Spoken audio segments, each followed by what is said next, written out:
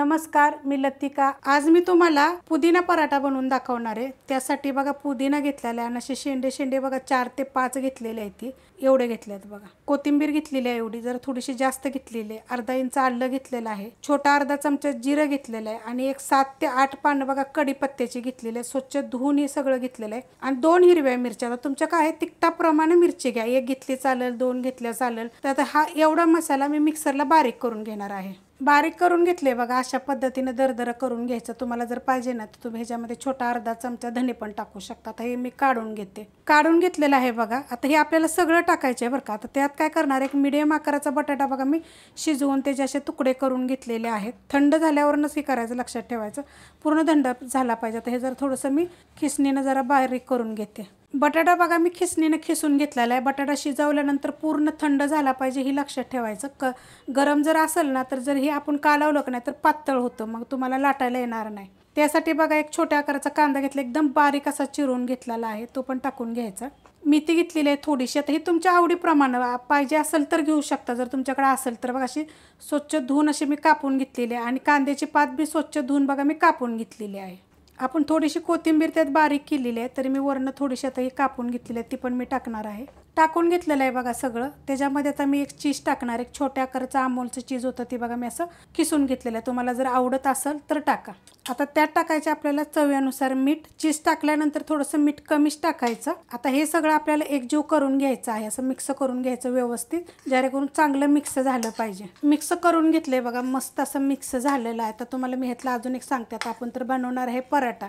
जर मुलांना जर टिफिनला द्यायला जर तुम्हाला जर घाई होत असेल ना, तर जर घरात ब्रेड असेल ना तर ते ब्रेडच्या मध्ये पण तुम्ही असं लावून तव्यावर ब्रेड भाजू शकता, म्हणजे असं सँडविच प्रमाणे। सँडविचच्या बी खूप साऱ्या रेसिपी मी अपलोड केलेल्या आहेत, आता आपण बनवायला घेऊया। त्यासाठी बघा पराठ्यासाठी गव्हाचं पीठ घेतलेलं आहे। ही गव्हाचं पीठ बघा मी मळून घेतलेलं आहे। खूप रेसिपीमध्ये दाखवलं की कसं मळायचं, आणि तुम्हाला पण माहिती आहे ही गव्हाचं पीठ कसं मळायचं असतं। त्यात थोडंसं मीठ टाकायचं, थोडं तेल टाकायचं आणि घट्ट असं मळून घ्यायचं। आता एवढा गोळा घेतलेला आहे बघा। तर तुम्हाला किती छोटे मोठे पोरांना टिफिनला द्यायसाठी जर पाहिजे असेल का नाही, तर त्याप्रमाणे तुम्ही छोटे मोठे करू शकता। पण ही जी पुदिना टाकून जी मी तुम्हाला दाखवत आहे ना, त्याची चव एक नंबर लागते। तुम्ही एकदा फक्त करून बघा आणि मला कमेंट करत जा।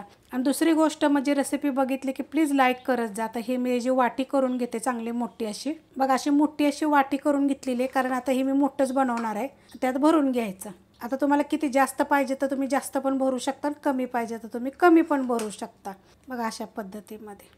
आणि असं करून घ्यायचं, असं मिटवून घ्यायचं त्याला बघा। अशा पद्धतीने मी भरून घेतलेला आहे, मोठा एकदम असा केलेला आहे बघा। छान लागतो असे मोठे पण। मग तुम्ही छोटे छोटे कराल, जर एवढे ह्याचे जर छोटे छोटे जर केले ना 6 ते 7 होतील। आता हे असं पीठ घेते, थोडंसं खालनं वरनं घ्यायचं। पहिलं तर कधी पण काय करायचं, असं पराठा करताना असं हातानं थोडंसं थापटून घ्यायचं, म्हणजे सगळ्या साईडनं होतं। आणि कधी पण असे पराठ्यासाठी काय करायचं, पीठ थोडंसं घट्टच मळायचं। खूप पराठ्याच्या रेसिपी मी अपलोड केलेल्या आहेत, खूप साऱ्या वेगवेगळ्या पद्धतीनं दाखवलेल्या आहेत। तर हे मी लाटून घेते बघा, एकदम असा पातळ लाटून घेतलेला आहे, सगळ्या साईडून बघा भरलेलं आहे। जास्त भरलं का नाही की असं होतं, आणि थोडं जरी भरलं तरी सगळीकडून भरलं जातं बघा। असं जसं मी तुम्हाला दाखवलं तशा पद्धतीनं भरायचं। आता आपण भाजून घेऊया।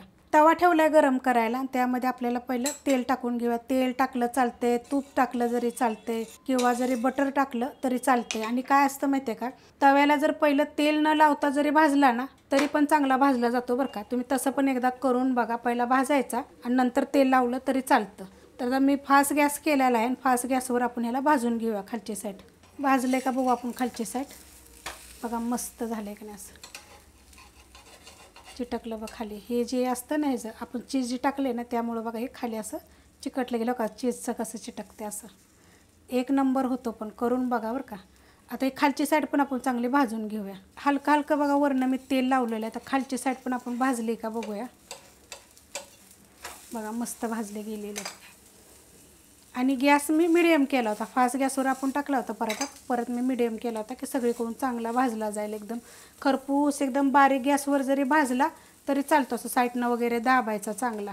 थोडं तेल म्हणा, तूप म्हणा, किंवा तुम्ही जरी बटर जरी साईडनं जरी थोडं थोडं सोडलं तरी चाला। तर मी खालची साईड पण चांगली भाजून घेते। खालची साईड बघूया भाजली का। आता वरची तर एकदम मस्त अशी भाजली गेलेली आहे बघा, एकदम छान अशी भाजली, असं खरपूस भाजायचं। एक जरी मुलांना टिफिनला दिलं ना तर पोटभर जेवण होईल, आणि एकदम पौष्टिक आणि एकदम चांगला दाखवलेला आहे। ही जर रेसिपी तुम्हाला जर आवडली तर लाईक करा, सबस्क्राईब करा, कमेंट करा आणि शेअर बी करा।